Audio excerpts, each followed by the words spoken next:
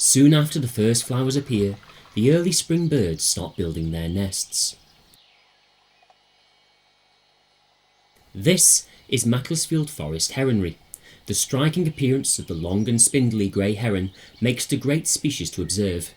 Usually, a solitary male is spotted motionless by the water's edge, waiting to strike at a fish with its dagger-like bill. Anglers once believed heron's feet gave off a scent that attracted fish, and often carried one to bring them luck, while fishing lines were covered with heron extracts to act as a lure. It's difficult to imagine now, but the heron was once a regular dish on the medieval banqueting table. Viewing the birds in the heronry is an altogether noisier and more active occasion. Heronries are occupied over many generations and are a place where the solitary birds can gather in large numbers. They arrive in February and often lay their eggs in the same nest each year, all having hatched by April, a good time to observe just before the tree leaves cover them up. Herons are creatures of habit, often mating for life. The heronry offers protection for their young, away from predators, though not from each other. The chicks grow and soon start to assert their dominance over each other, often in very violent ways.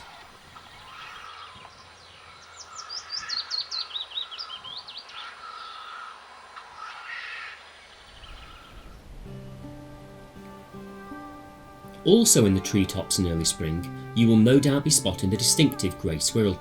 Originally from North America, they were released in England in the early 19th century and have been extremely successful in displacing and decimating the populations of our native red squirrel. Not only are grey squirrels bigger and stronger, but they also carry the parapox virus, which causes a fatal infection in red squirrels.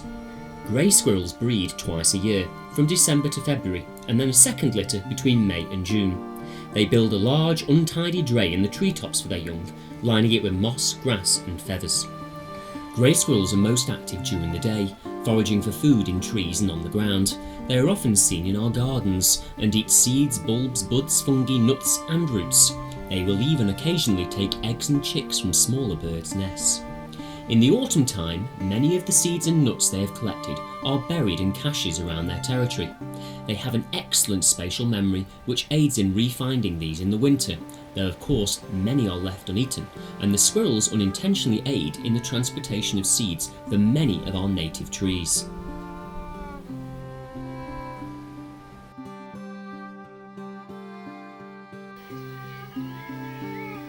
In the crook of this old tree, a tawny owl has made its nest, and the young bird, only weeks old, is peering out inquisitively as the world passes by. Tawny owls are one of Britain's commonest owls, and at a push will even nest in urban gardens. It used to be viewed as a bird of ill omen, its nocturnal shrieks thought to foretell death to those who heard. It was the doleful cry of an owl that Shakespeare had pierced the ear of Lady Macbeth at the time of the murder. It was the owl that shrieked, the fatal bellman which gave sternest good night. Tawny owls were once heavily targeted by gamekeepers, being regarded as major predators of pheasant poults. Fortunately, such persecution has virtually ceased. Today Mum is out hunting for small mammals. The youngster spends most of its time sleeping and soon drifts away and sinks into the recesses of the bark.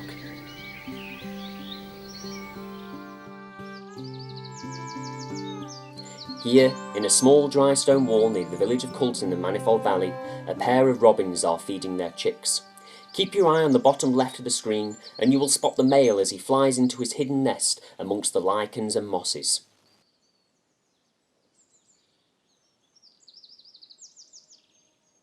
The robin is without a doubt the best known of all British birds and a regular visitor to our gardens. Keep a lookout after you've dug up the soil. Earthworms are one of their favourite snacks. They are a very short-lived species, 3/4 of all birds not lasting past a year. These chicks have only recently hatched, and after 2 weeks of constant feeding, they'll be ready to fledge. I did not stay too long. Robins are fiercely territorial and will fight to the death over their chicks.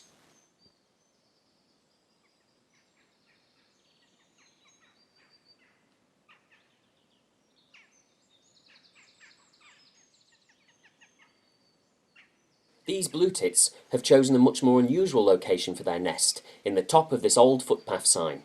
Inside the nest is a small cup made by the females out of moss, feathers and spiders' webs. The blue tit is much fonder of insects than the robin. This one has been lucky and spotted a caterpillar, which will make a good meal for his chicks. Indeed, blue tits usually time their young to coincide with the abundance of spring caterpillars.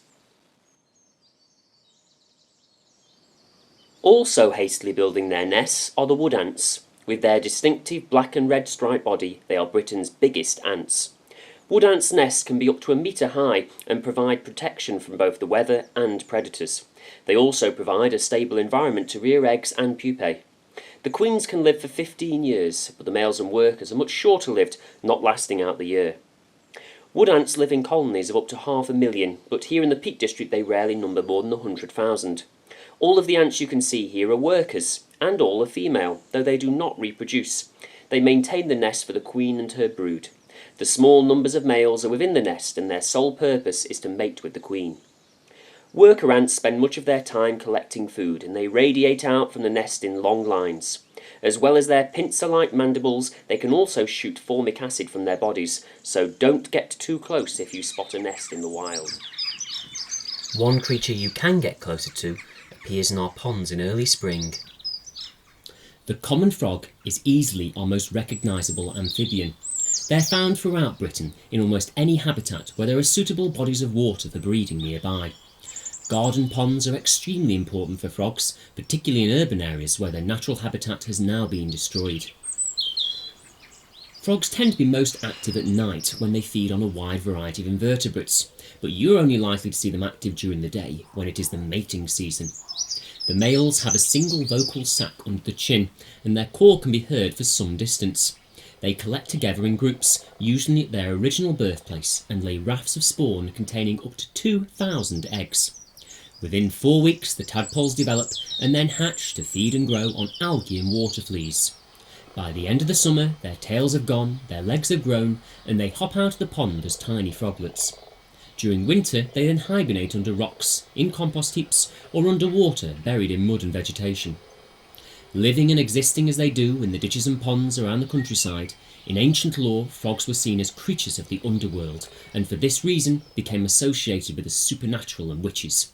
Some old folk tales recount their use in the preparation of potions and spells. They are also believed to be one of the witch's familiars, who would give warning to its mistress by its loud croaking. One of the stranger folk remedies recorded is about whooping cough. It could be cured by bringing the afflicted child to running water, putting a frog into his or her mouth 3 times, and then letting the frog swim away uninjured. It was said the frog would take the whooping cough with it. This is one of the possible origins for the saying, "I've got a frog in my throat."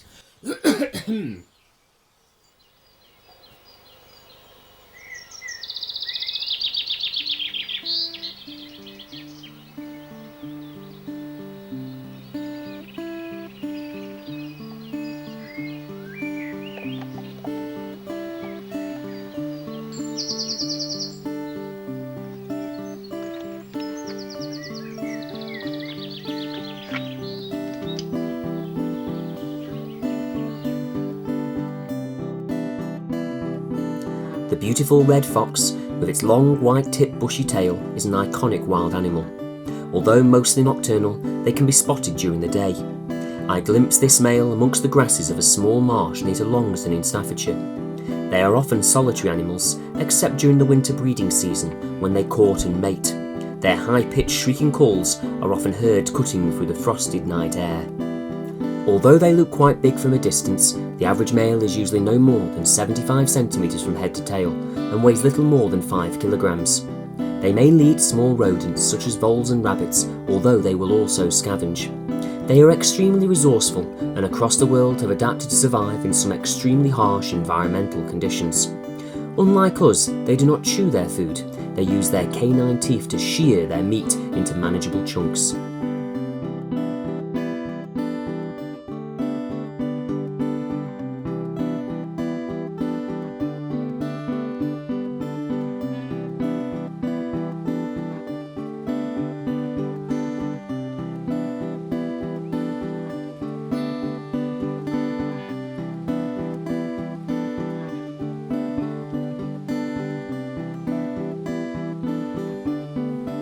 This vixen is out at dusk, standing next to her earth, which she would have dug out during the dark winter months.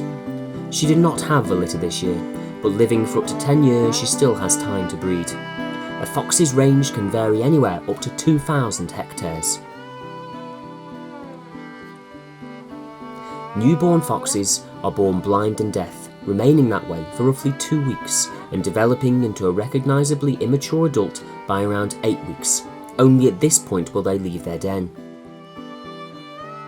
These cubs are just a few months old and will remain with their mother until late September, when the family group breaks up and the cubs disperse to claim their own territory.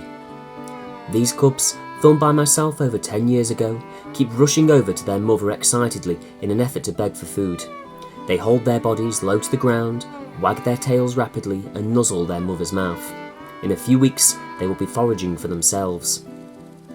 A gruesome act we do not have to witness is cannibalism by the juveniles. Around 20% of cubs die underground, often as a result of fights, and they are then consumed by their littermates. The red fox has had a lasting impact upon our lore too. One of the most notable representations is that of Reynard the Fox, hero of a series of medieval European tales in which he was used to satirise contemporary society. He was a cunning and sympathetic hero, though sly and immoral, and these traits still characterise the fox in our literature today. The fox was strong, he was full of running, he could run for an hour and then be cunning, but the cry behind him made him chill. They were nearer now, and they meant to kill. They meant to run him until his blood clogged on his heart as his brush with mud, till his back bent up and his tongue hung flagging, and his belly and brush were filthed from dragging, till he crouched stone still, dead beat and dirty, with nothing but teeth against the 30.